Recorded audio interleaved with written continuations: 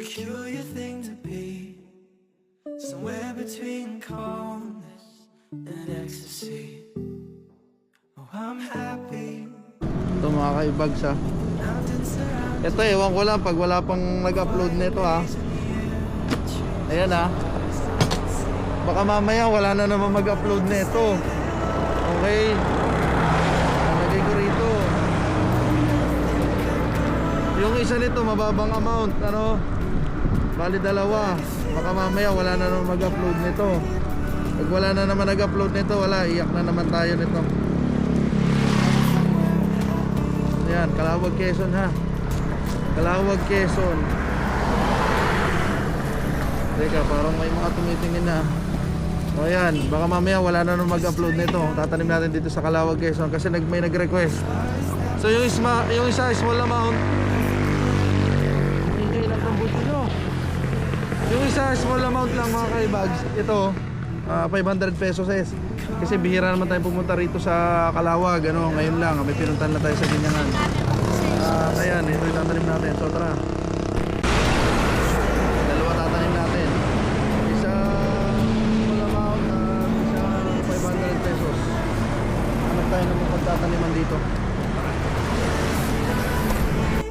At may mga kumakain lang. Pwede na siguro tayo magtanim nito.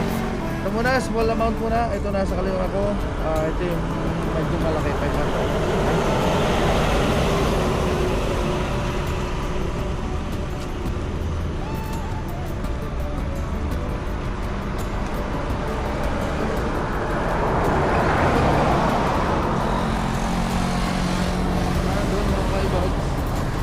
At itatanim pa natin itong isa. Teka lang, tingnan natin kung kita doon ha. Tingnan natin ha.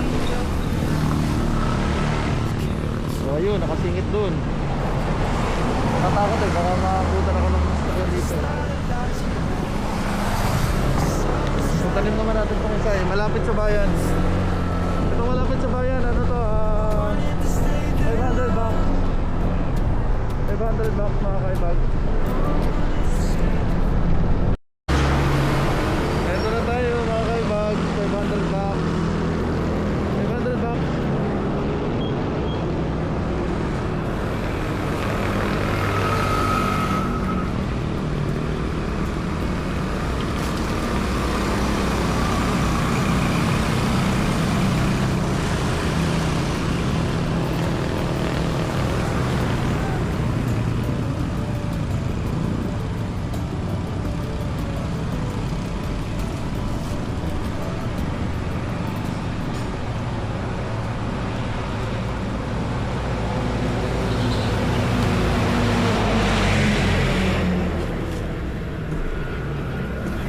So ayun mga kaibags, may ano dun oh, may basura. So kayo nang bahala dyan ha.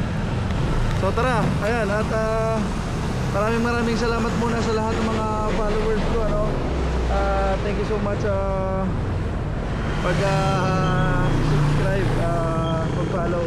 Kasi sa mga susunod at sabi ko ngayon lang tayo pumunta ng Calauag. May nag-message sa atin, sabi daw magtanim daw ako rin sa Calauag. Kaya ito tinupad ko naman ano. So ayun, nandito na lang muna at bye bye.